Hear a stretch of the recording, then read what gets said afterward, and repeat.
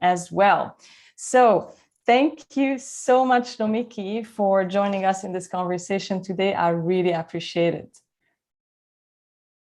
I can only say it's an absolute honor and pleasure to be working with you on this episode, Carol. I admire your work, your podcasts, and everything you do in terms of especially Leadership Activators and supporting and helping businesses to grow and scale and meet all their needs. So I'm so excited, really, really excited.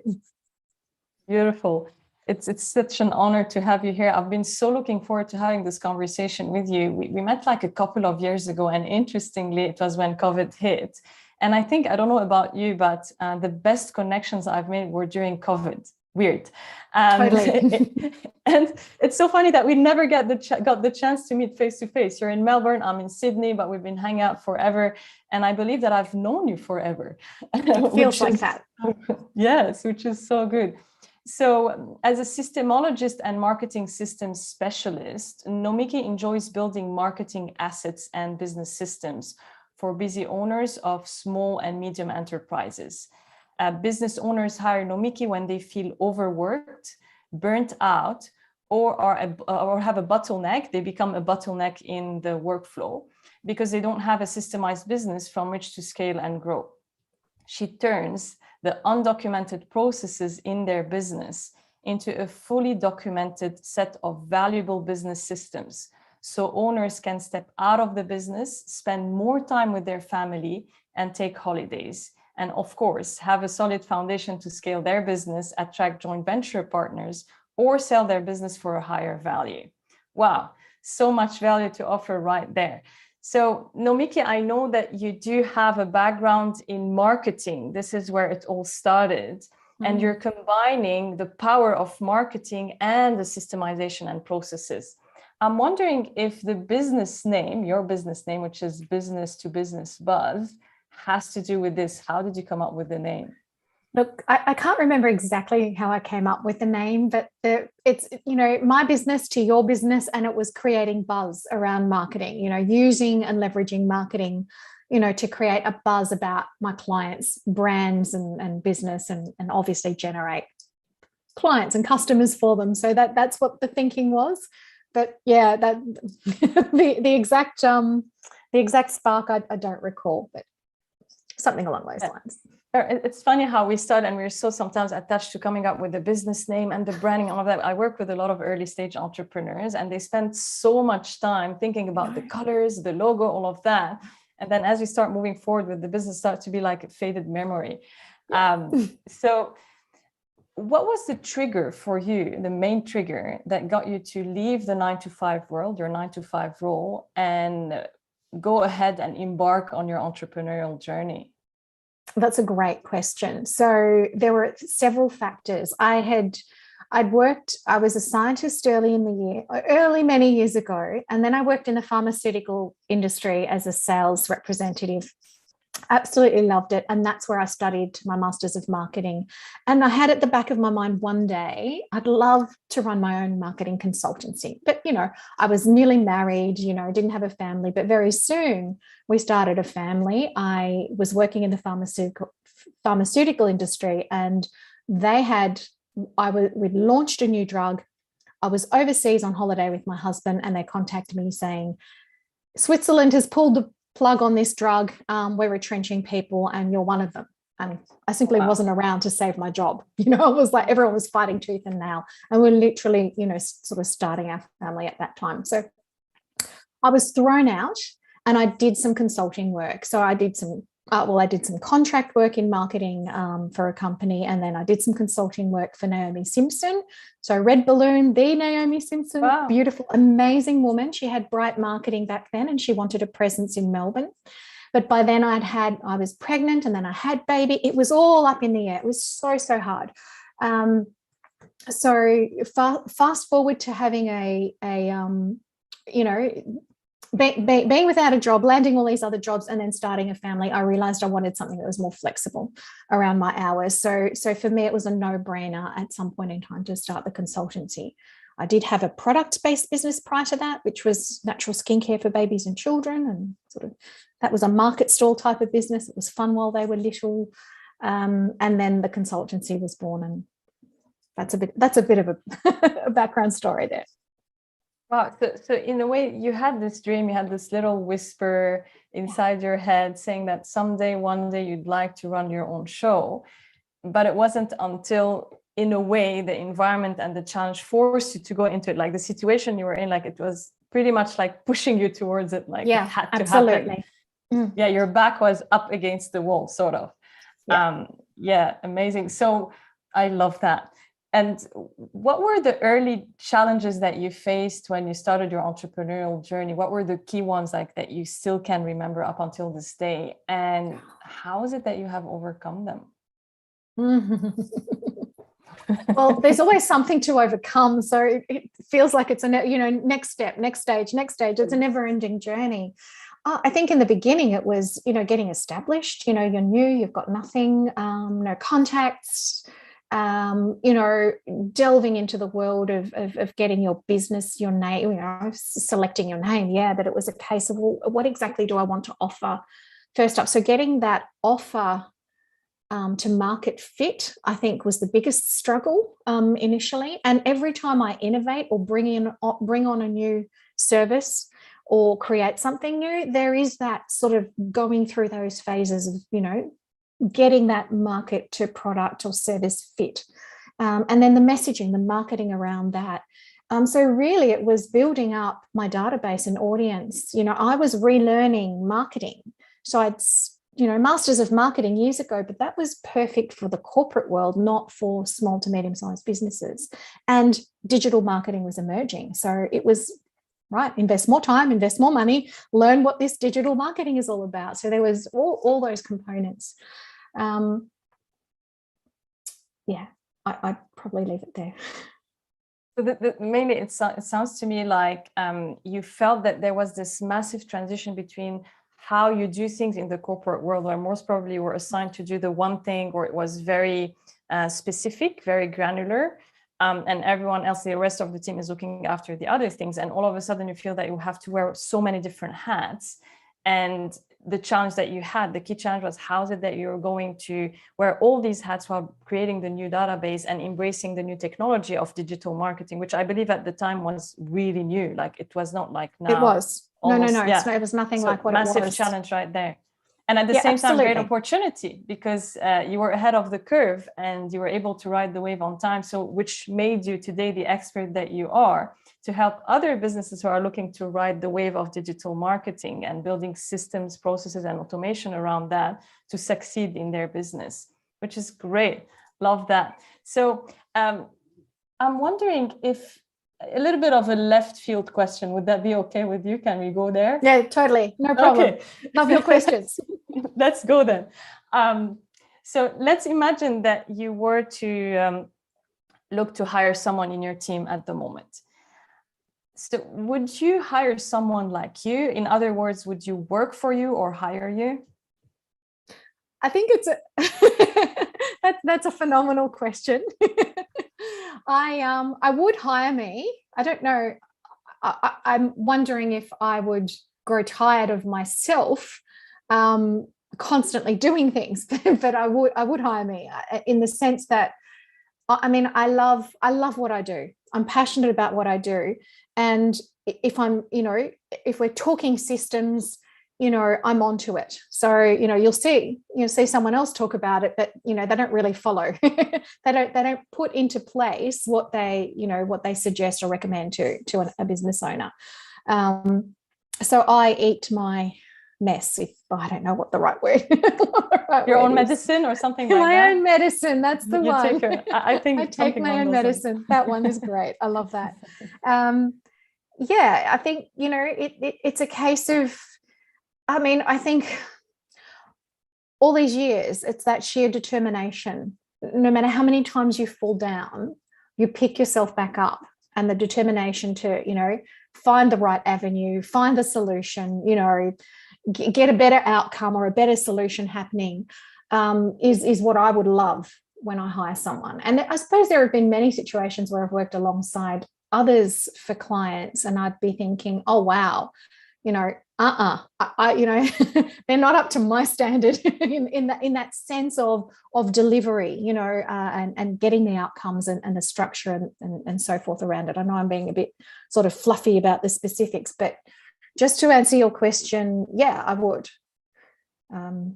Purely to get things done and for that determination. And I know, you know, a fair group of some of the audience within your group is looking to start up or startups as well as established business owners. And that determination and grit is what you want for yourself. Obviously, you have it.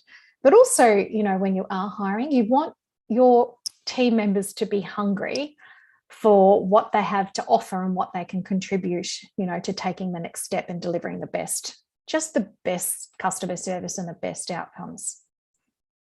Beautiful. I love that. Instead of waiting for the paycheck at the end of the month, and that would be the ultimate motivation. No. I like that. No. So it sounds to me like, as I was listening to what you were sharing, which I absolutely love, it sounds that you put a lot of emphasis on the attitude that they bring to the game of being part of your team. You're not really looking at the hard skills specifically. There's a lot of emphasis on the attitude, the way they look at work and their contribution, and the high standards that you've just mentioned, which is great. It's giving me some insights around your leadership style as well, and what you expect from yourself and from others as well who are joining your team. Because as you said, you're not the type of business owner who's just like going to tell the client what to do and you're like not doing it yourself. It reminds me of my personal trainer. I was having a conversation with him last week during one of our sessions, and he's like, you know, there was this guy at the gym. He was asking his client to do 60 push-ups and then to do 20 laps around the gym. And the client turned to the coach and said to him, would you do that? She was exhausted and all of that. So it's funny, like it's so important. And I hear you to not only give advice and share insights with our clients, it's also to be walking our talk, which is a great trait of amazing leadership. So in this world of leadership, what does the word leadership mean to you, Nomiki? It means so many different things in different situations, but I think first and foremost, I think of self-leadership. So, you know, that leading, you know, being a leader to yourself so that you can, you know, lead whom you need to lead.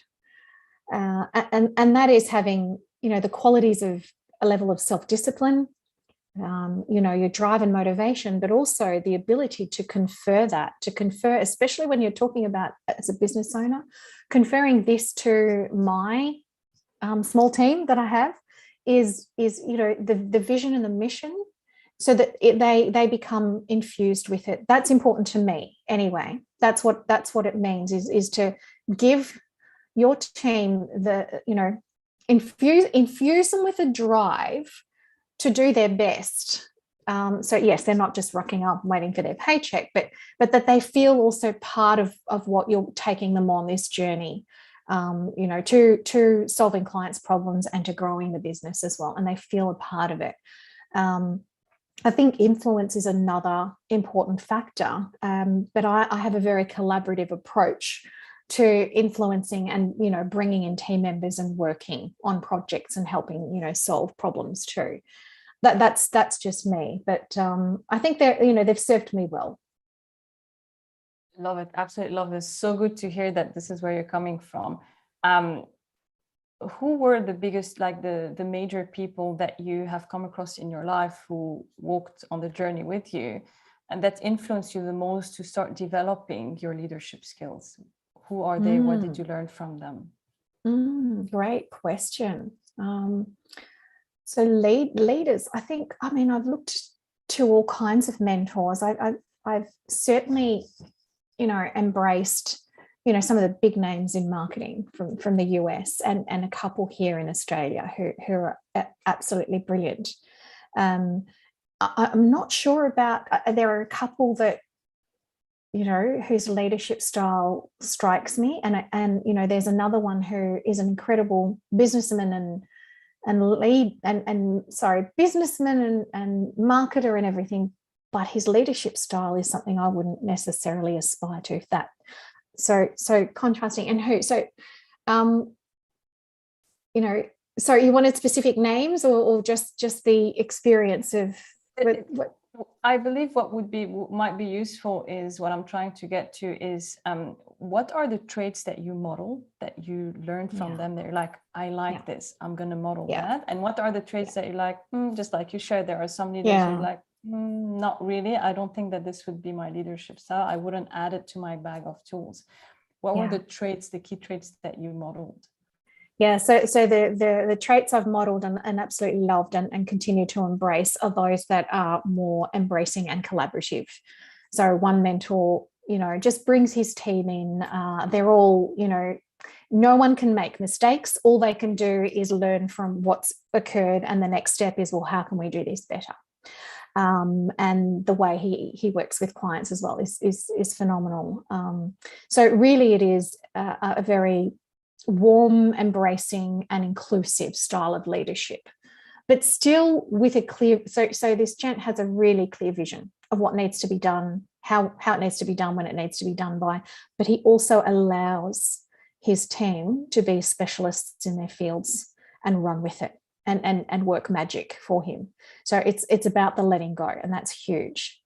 The other gent I was referring to, incredibly strong, but so strong-willed that it's a little bit more like an iron fist. I can't do that, and I don't like that, and I've never enjoyed being on the receiving end when I was in corporate or that as well. And I did have a beautiful manager in my Roche years who again was just very, you know, again very collaborative and saying, well, you know, here's what you need. What else do you need from me? And what are your ideas? So always gathering the ideas, you know, from your team. And letting them run with it and you know, take business and work to the next level, I think is really, really important. And that was dear old Trevor. So yeah. Wow, so many great leadership skills. Yeah, I love that. It's funny because it reminds me of the idea of wanting to gain back time or create time. And also at the same time reducing errors, which is funny because you said that one of the key traits of leadership, with great leadership, is to have a look at mistakes as opportunities to learn. And at the same time, it is very costly if the same errors keeps repeating themselves for the business. So it's great to learn and then not repeat the same mistakes. And also, as we scale as business owners, how is it that we're going to keep creating more time as opposed to be flooded with more tasks and being stuck in business, and at the same time lead the way with our team so that we can learn from our mistakes and move forward and do things differently better. So in this perspective, businesses go through different phases, and there's the start, there's the launch, then there's the scale, then there's the mature, and then obviously leaving the legacy. At what point in time do businesses need to start looking or worrying about creating systems and processes? Great question. Great question. Look, I've been engrossed in systems, you know, when it was just me, like, you know, and I've been sort of documenting my systems for a while now. Before I came across systemology and David and his work. It's always appealed to me because I've always, I think, inherently known that's the only way to scale. That's the only way to bring someone on board, you know, and start to grow your team and be able to let go of things, but have them follow your process so that you have a beautiful, repeatable outcome or a consistent outcome, especially when you're talking about services for clients. So, you know, it's now I feel like I've gone on a tangent and I need to loop back to your question. Let's go there. Why not? No, it's so what I'm saying is when you're on your own and you're a startup, you don't have to worry too much, all right? Like, because you've got as you said before, you're wearing so many different hats. It's like, I've got to do this, I've got to do that. Just do that. But when you start to see something repeating in your business that is really critical to, I think, to the delivery of your service or your product to clients, and you want them to have a consistent experience, I think that's a really great place to start and start thinking about, okay, what process and system supports that? I should start thinking about documenting it. The minute you start to bring on team members, first virtual assistant, part-time virtual assistant, full-time employee, it doesn't really matter. You really want to start engaging them to think about whatever they're doing and to put some time aside, allocate some time, pay them for it, to start documenting what they're doing. Or if you've already grown and you've got a team and, you know, it's grown organically and there are no systems supporting it, then follow a process. And we can talk about, you know, the process and how SYSTEMology supports that. But be thinking of it. I think you're starting a business, wear all your hats, but be thinking of it. Because if you do want to have a serious business that you want to be able to leverage as an income, you know, to support your family, to support your needs, to support your future, then you're probably going to want to bring on an assistant, an employee at some point in time. And you want some systems to be, you know, supporting you there. And if you want to scale and grow even further, you absolutely must have systems and be systemized. Yeah, I love the way you look at it, because it's not about really where you're at in your business, because it sounds to me like also there are some businesses who have already taken off and they look back, it's like an afterthought as opposed to something that they take into consideration when it's the right time. It's more like, it sounds to me like when it becomes really painful and we have a massive problem, only then realize that we have to start looking at it. And I think for people who would be listening to this podcast who are at the stage where they're starting out, it's a great opportunity for them to see what's ahead and start managing this step before it occurs, before the pain becomes too big and it becomes so hard to actually attend to it. Which is funny, because part of the human behavior is that most people attend to things or start doing something about something when it becomes too painful, as opposed to looking at how is it that we can do things differently, better, and address it there and then and keep growing and not waiting for things to happen for then addressing it as an afterthought. So absolutely. Can I add to that? Sure, sorry, no, go ahead. Oh, go ahead. Well, it's just you know, if you are in startup phase or in the early years of your business, do start thinking about it. I'm working with this beautiful, wonderful gentleman who's in his mid-60s. And he has still the bottleneck in his business across 85% of the critical systems we looked at in order to extract and document. And he wants to sell his business in the next few years. So he's grown his business organically for many, many decades now, right? And yet it's not systemized. And it's harder work at that stage. So if you're thinking about, if you're thinking about it now, you're already a step ahead of someone else starting out, right? So just think about it and perfect. Massive advantage, unfair advantage, just by listening to what you're just sharing, which is awesome. So you've mentioned SYSTEMology over and over again, and I can see that at the back in your background.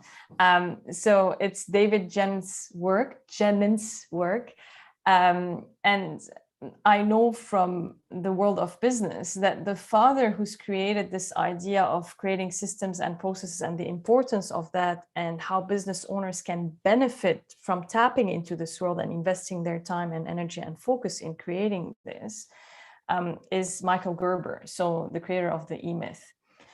So I'm wondering, what is it that David has added on or worked on to, of course, build upon the E-Myth and the work of Michael Gerber, and what is it that he's bringing that is new to the table to help business owners owning the systemization and creating the process of their business and succeed in it?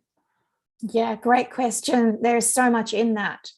First and foremost, Michael Gerber's work is amazing because it's brought to light the fact that business owners do need to step out of their business and they need, to systemize in order to do so.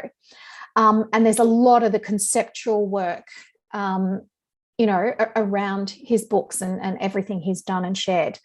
But he and David worked together. David helped him on his, previous book launch and everything else. So they love and support each other's work. Yeah.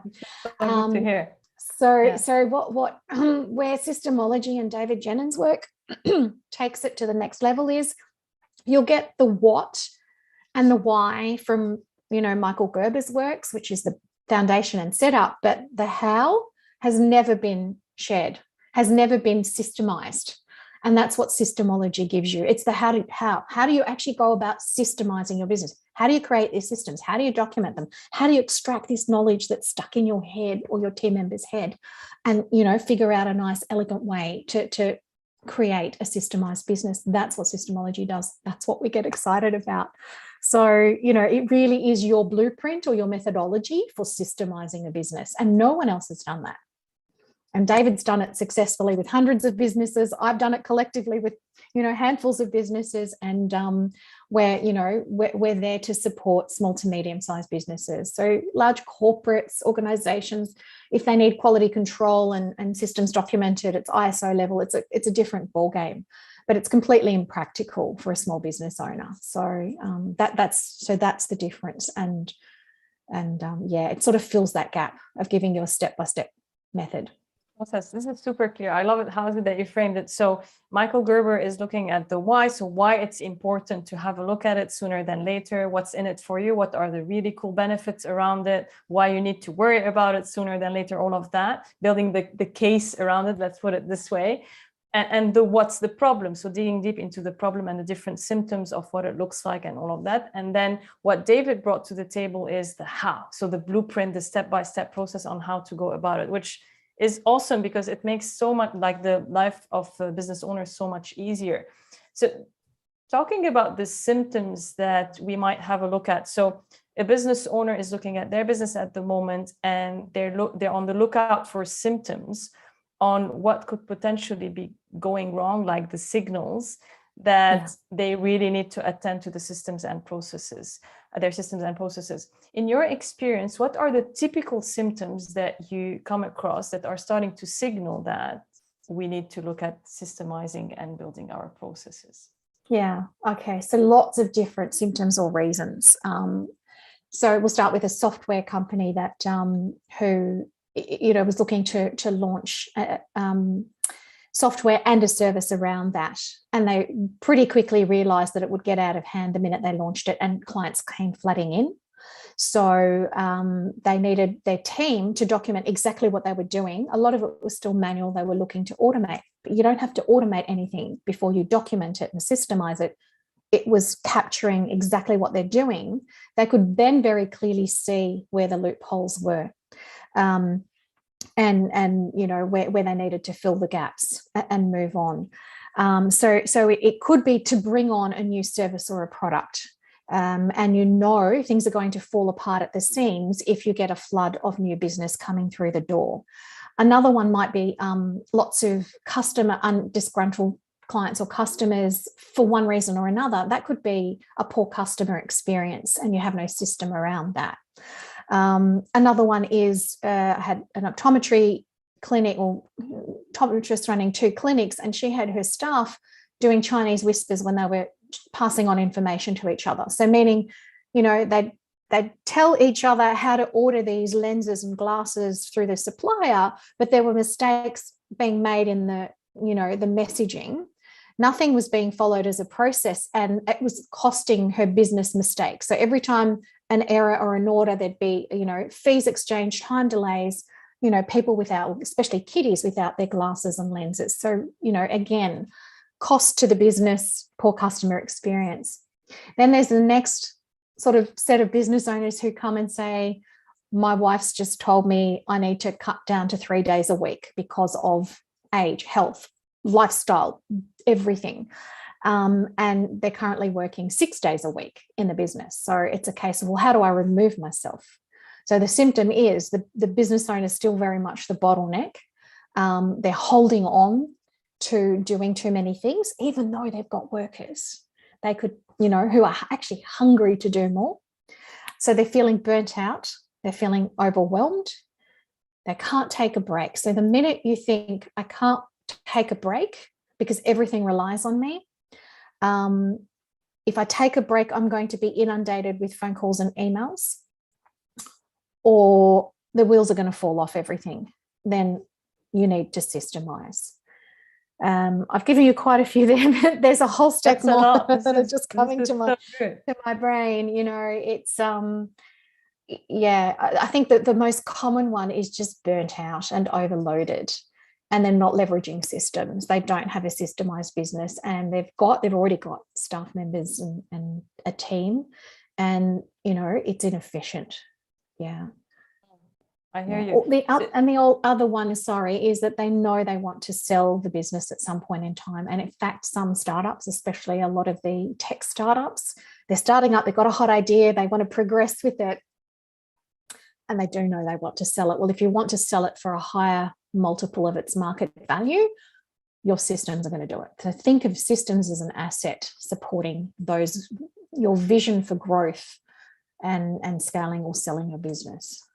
Yeah, not like a nice to have. It's actually a must have. It's not. It's a must have, and it's a business asset. And if you do want, to scale and grow, and you don't want to be burnt out like these poor business owners that I am working with at the other end of the scale, then think about systems. No, don't think about it. Think about them and do it. Yeah, sorry. It's funny because you walk into the world of entrepreneurship, and most business owners that I come across, they have in their mind the very first thing, like gaining back time and creating freedom, whether it's financial or decide where they want to invest their time, who they want to spend it with, doing what. And they end up getting inundated and flooded with more work, working extra hours, no weekends, no nights, like that. It falls, it's all over the place. So I love how creating systems and processes and automating at a later stage, of course, can start solving this problem for them. So I'm sure that some business owners do know already that they need to attend to their systems and processes and start doing the work. But for some reason, it still gets pushed down, further down in the priorities list. So in your experience, what are the key objections, or what's stopping them from stepping into, rolling up their sleeves and going for it? And how do you help them overcome these objections or challenges? Great question. So it's when you start out thinking about your systems, typically as a business owner, you tend to think, oh my God, where do I start? It's everything, every part of my business. How do I do it? Who's going to help me? I have to do it all as the business owner or the partners in a business. So, and then they make some inroads, like my optometrist. They documented a few systems, put a few things in place, but they never used them. They never updated them. It was, and it wasn't complete. And they thought they had to do all the hard work again, So dispelling some of those myths is the business owner doesn't necessarily have to document all their own systems, right? You get a systems champion, you get a virtual assistant, you get some help from outside like us, and you don't have to do it yourself, okay? If you're the sole business owner, then you might want to hire a part-time VA to support you and become a systems champion. You're looking to identify a systems champion in the business to help you, and they'll take over that. So then you progress, and you find the knowledgeable workers that can actually sit, your other person can sit down and interview them and extract that information and video it and so forth. And the other thing is that they think they have to do everything at once. You don't have to systemize and document everything at once. We love to focus on just the critical systems that generate cash flow for the business. So if you're starting with what makes money for you and you start with those critical systems, then if you've documented it and you're bringing on team members and they take over from you and you're not stuck in the business every day, then you can walk away from it and the wheels are not going to fall off. The business can still generate money, still service your clients and your customers. And, it's a case of, having that as your foundation and your buffer. Yes. So I would imagine that some business owners will also be tempted to DIY it, right? Like you shared. So in your experience, what are the advantages of DIYing it and why you wouldn't consider DIY? When do you know that you can DIY it, or what are the other options? Okay. So DIYing is great if you're a solopreneur and you have no other resources, no other people to support you, very little money because you're starting out or whatever. DIYing is a great option there. You do want to follow a methodology, and we'll share some resources at the end that you can sort of access and grab to give you a framework. You don't want to DIY and just start with anything and everything like most business owners do. You do want a plan, which is a critical client flow, get those critical systems. When you've got a small team, you'll be able to, do a fair amount of DIYing. The minute you get to the point where you're overloaded and overworked and you have absolutely no time to DIY, you have no support team member who can take over that role, in any way in your business, and you've got a sizable business with, some team members already, then you might want to, outsource that as a done for you solution, like we do, a concierge solution. And we've got some other ones in between. But, I think at the end of the day, you've got to weigh up, well, where's my time best spent, my time and energy best spent, and how much is it costing me to spend on documenting my systems versus, outsourcing that, paying someone else to do it. So it's always the cost and the return based on your time, your energy, and your income and money spent. I think they're the three things to always look at. Yeah. So I'm assuming that you would be helping clients who are coming your way to assess, do a health check to see where they sit on the scale and what would be the best solutions for them in terms of return of investment. Would it be better for you to invest your time and be more on the DIY side of the spectrum, even invest your time instead of money? Or would it be you're better off actually investing money and create or get back your time so that someone else is doing what they're supposed to do? And on the long run, there is a massive opportunity for you to get your return on investment down the line. So it sounds to me like there is a system for creating systems that you just alluded to when you were answering. So how is it that our listeners can get access to the first step to getting started, get their head around how it works, and how is it that they can embark on this journey if they're considering it? How is it that they can get access to this? Yeah, perfect. I think getting access to the system for creating systems is your brilliant little, PDF document that we can give you and you can download, so that it's going to give you literally your step-by-step system for creating systems in your business. Totally go get it. That is the place, I would get started. That's where we we get started. It's a nice bite-sized way to get your head around everything. Yeah. Okay, awesome. So the systems for creating systems, it's an actual PDF document. Thank you for sharing the link, just so that. What I'm going to do, I'm just going to post it in the comments section as well for people who are tuning in live now, so that you can have direct access to this. Thank you so much for this, Nomiki. No, pleasure. It's really important. Yeah, that if you're thinking of it, you don't have a way or a methodology, then that's the one. Yeah, it would be the first step, to get your head around it, see what's involved and how to take that tiny step forward into the right direction. So Nomiki, I'm curious about books or podcasts that you have recently come across or read. If there was one book or one podcast, however you like to do it, that you have recently come across that you absolutely loved and that you would recommend, which one would it be and why? Two. So I'm going to recommend. Go for it. Love it. I don't know if you can see it. It's not even showing. The wallpaper. SYSTEmology? No. Okay, Zoom's playing up. It's the SYSTEmology book by David Jennings. Yes. So go find SYSTEmology. There we go. Cool. SYSTEmology by David Jennings. Honestly, get the PDF. Go grab yourself a book. It is the best, one of the best.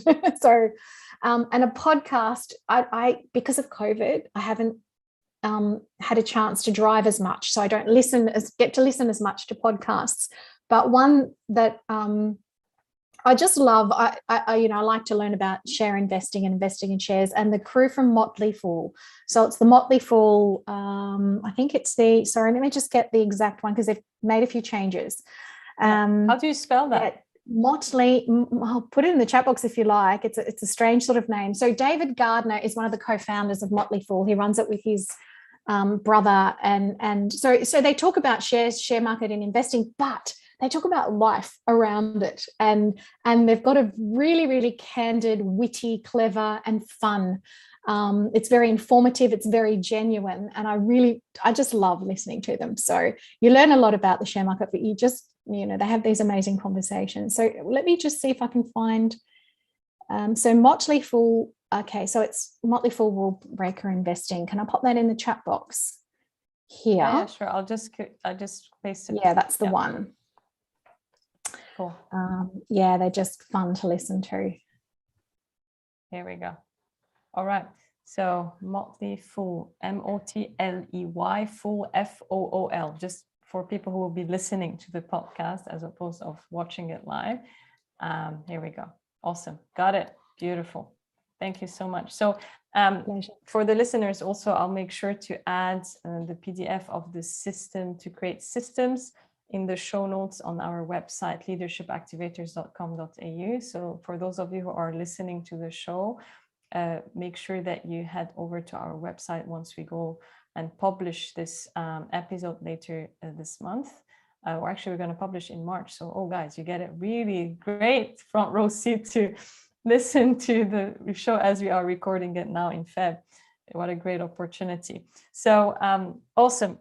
So the book is Systemology, and then the podcast is again, I'm going to just read it out loud here, is the Motley Fool Rule Breaker Investing. So one more question, and then we will wrap up to make sure that we stay on time and head over to the Q&A session in the Leadership Activators Facebook group. So guys, again, if you would like to share your questions and put them out there for Nomiki to answer them for you, we're going to be running a 15-minute Q&A live session inside the Leadership Activators Facebook group. You have the link in the comments below, or you can just type quickly and search for the group Leadership Activators on Facebook and join it. So you can join us for the 15-minute Q&A session straight after this conversation.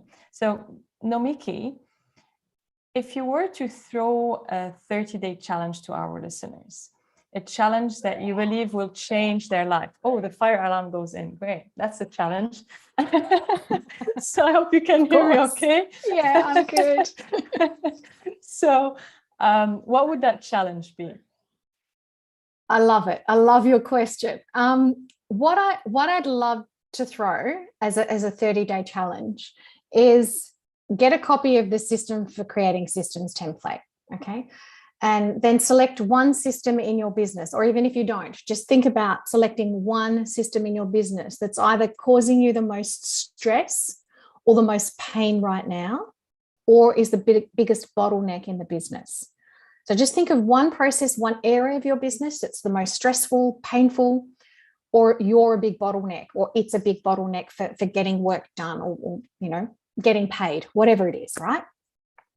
Start the process of documenting it as you do it over the next 30 days. So if you're a solopreneur, just as you're doing it, start documenting it. You can document it by video, screen share, talking about it, audio, make an audio recording, write it, use whatever means actually works for you. That's what I recommend. Or if you've got a team or a small team, you can start thinking of blocking off 3 lots of 30 minutes and sitting down and working through it and documenting it or recording it, or sit down for a full 90-minute session, block it off and run the system, capture it as you're actually doing the task and the process, right? And if you have got a team member, ask someone to interview you, ask you questions, or you ask them the questions, or they ask each other the questions of, how you're doing this, what happens next, what's the next step. That way you'll have at least one system, one core process or system documented in your business in the next month, right? And, you're going to feel so good about it, especially if you've chosen one that's the biggest bottleneck in your business right now. And then obviously, as your business grows, as your team grows, you can then hand it over to a team member or even a virtual assistant or outsource support. And then they can start working that and helping you and supporting you. It's going to relieve you from your stress and also save you a chunk of time. So at least one in that next 30 days, I think would be super cool. I love it. Sorry, the fire alarm is still going, guys. So sorry about that. No problem. So I thought they were testing it, and it looks like we really need to evacuate. I bet it's someone who was just like doing it, some toast in the toaster or something like that, which is funny. So that adds a bit of system tested. Great, works.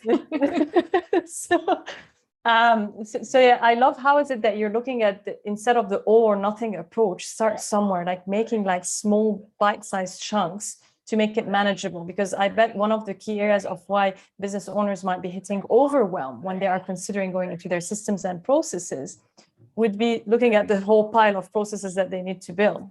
So taking it one step at a time, absolutely love this. How's it they eat the elephant? One bite at a time. Absolutely love this. A great challenge. Thank you so much for this, Nomiki. Alrighty. So thank you so much for having this conversation today. It's been an absolute pleasure having you.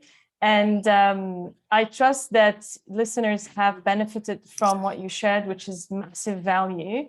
And we're going to move to the Q&A session in the Leadership Activators group.